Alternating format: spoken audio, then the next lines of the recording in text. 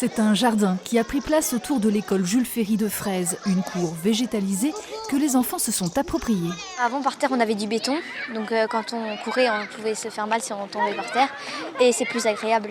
Très fleuri, coloré. Je trouve qu'il y a plein de joie. La cour d'école, c'est un peu la vitrine, hein, c'est ce qu'on voit en premier quand on arrive. Donc forcément, pour les élèves, c'est leur cadre de travail. Pour nous aussi, en tant qu'enseignants, et ça apaise le climat, les enfants se sentent bien. Une vingtaine d'arbres ont été plantés sur la pelouse qui remplace le béton. Du relief a été créé autour d'espaces de jeu et de détente que les parents ont pu découvrir lors de l'inauguration en fin de semaine dernière. Rien à voir, tout a changé. Elle est beaucoup plus fonctionnelle, je dirais. Il y a beaucoup plus d'ombre. C'est méconnaissable. Elle est beaucoup plus jolie. C'est vrai que le vert, ça donne plus d'oxygène et tout ça pour les enfants. C'est plus gai aussi. Un projet dans l'air du temps, celui de la lutte contre le réchauffement climatique et la non-artificialisation des sols. Après avoir retiré la couche d'enrobement, il faudrait 10 ans à la Terre pour retrouver son équilibre.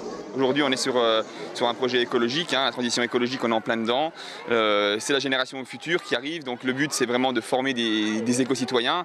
Et si on ne fait pas à l'école, qui le fera? Les travaux voulus par la municipalité ont eu lieu l'été dernier. L'aménagement s'est ensuite poursuivi avec les écolis. C'est un gros investissement, 220 000 € hors taxe. Donc la cour a été subventionnée à 80% par l'agence de l'eau Reimeuse, suite à un appel à projet en 2021. Si l'agence de l'eau a été si généreuse, c'est que cette métamorphose permet de mieux gérer le cycle de l'eau avec un sol poreux et des bassins de trop-plein, une cour végétalisée qui a été le support de plusieurs projets pédagogiques. L'eau de la pluie aussi est récupérée grâce à des pompes et les enfants pouvaient récupérer l'eau des pompes avec une pompe à bras et arroser ainsi nos potagers.